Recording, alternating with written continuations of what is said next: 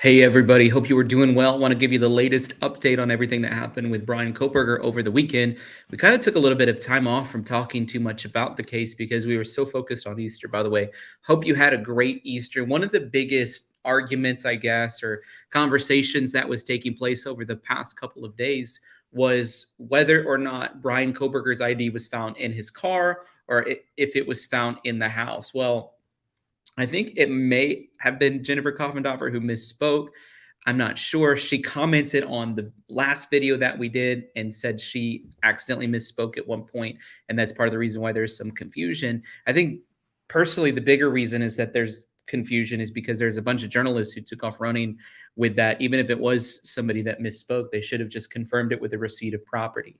And so there's just been some lack of clarity around like the specific location that the ID cards were found. It's very clear to me, like extremely clear to me, that the ID. It sounds like we're playing Clue.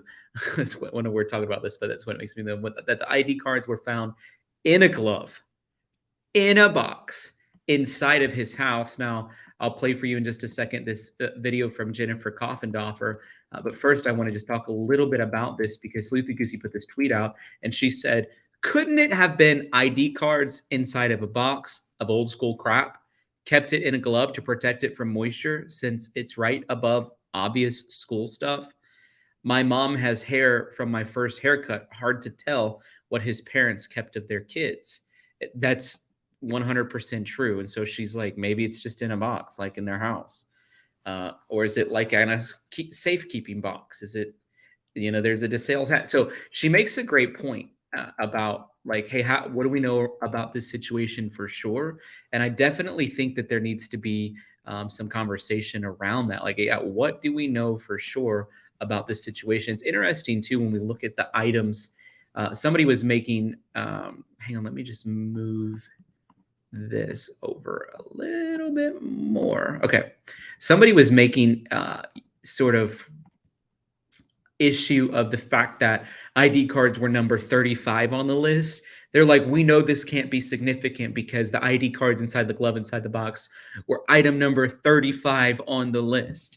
And the number that they are on the list has nothing to do with the level of significance. If anything, it's just indication of the order in which they found the items. So people who are saying that like, well, it's number 35, this certainly isn't important, or it would be number 1.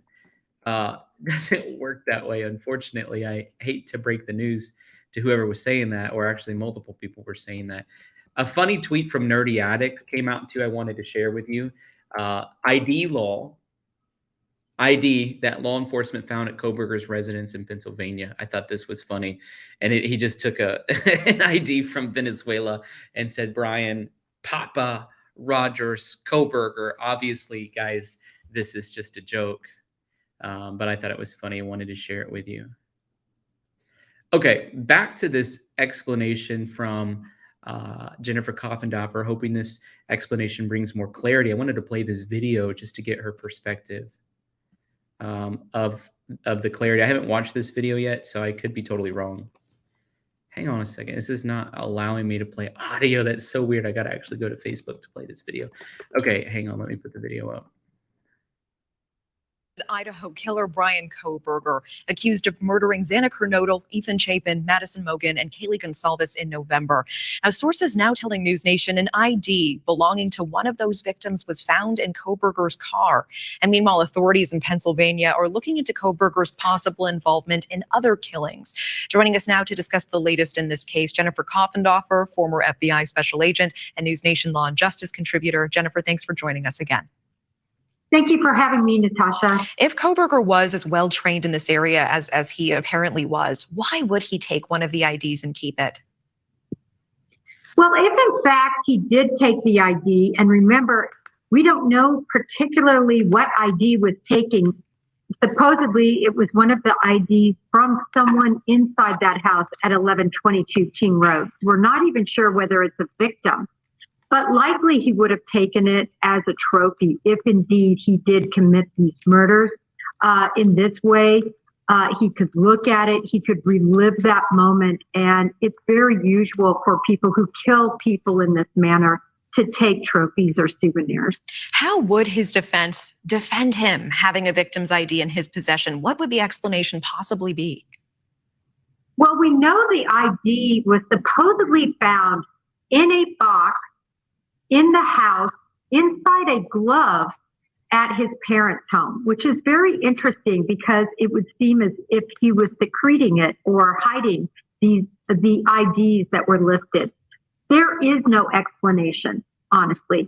There is nothing to explain how or why he would have this ID with him unless he was involved and murdered those students. I mean, tell me about these details. That is a big ding, ding, ding, ding, ding, ding. If this is true, which nobody's came out to deny it, Sleuth Goosey made the statement that the reporters are sort of running with this story, or the media, because they know that law enforcement's not going to break the gag order to correct or deny the information. I hate that we don't know if it's somebody inside of the residence, or, which it could be, that would be like a surviving person inside of the residence, or if it's one of the victims. Whoever it is that's leaking this information knows exactly whose ID card it is. So just from my little mind, I'm like, why the heck would they not just say victims?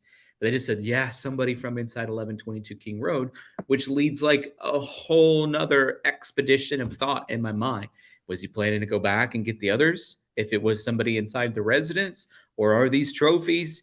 Or is this fake news? Or is this legitimate news? Certainly we won't know till trial, but golly, if they happen to be the ID card, in my opinion, of anybody in the house, survivor or victim, I think it points to him being guilty. It's almost, to me, a way bigger clue than his DNA on the knife sheath. Like DNA on a knife sheath, we've already poked holes in the way that we think the defense is going to attack that. If he has their ID cards, there ain't nothing they're going to be able to do. Details, the box and the glove that the ID was supposedly found inside.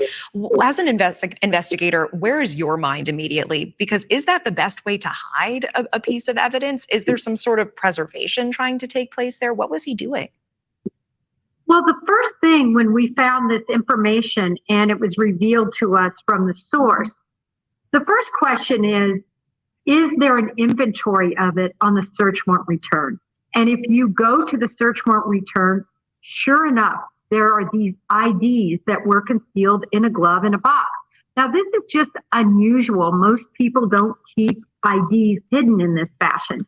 So to me, it was something that certainly corroborated the source information and seemed suspect from the beginning. You know, and this is being called the smoking ID. How strong of a piece of evidence do you think this is? If indeed he had that ID in that glove, this is smoking.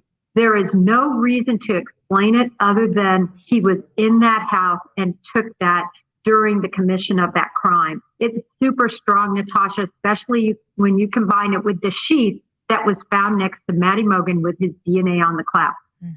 And we know that Pennsylvania authorities are looking into Bryan Kohberger's possible connection in any other crimes. Is it possible that they found evidence that linked him with other crimes while investigating this one, or is this standard practice?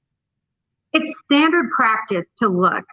And certainly from reports, so far they've been negative, but they said they were continuing to look. They have looked very narrowly, actually, at 2 counties have reported, and then there was another big computer look after the DNA was returned. But we don't really have all the results yet. So I'll be very interested to see what law enforcement ultimately says in terms of connection. Yeah, I think all of us are. Jennifer Koffendorfer, always appreciate it. Thank you. Jennifer Koffendorfer, our favorite commentator, one of our favorite Twitter feeds, and our favorite guest on the show. So really great to see Jennifer Koffendorfer sharing just some clarity around this topic. Again, guys, is what I've been saying pretty much since the beginning. Same thing. And the receipt of property confirms that there are ID cards. It seems like everything's lining up. There's nothing really contradictory here. There's just pieces of information we don't have that we definitely need to have. And so we'll hope that the full and whole truth of this comes out.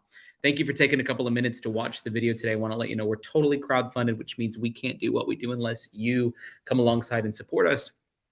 So I want to encourage you to support us through PayPal, which is Tyler Feller, Cash App, $Tyler Feller 22, or Venmo at Tyler-Feller. Thank you so much for watching.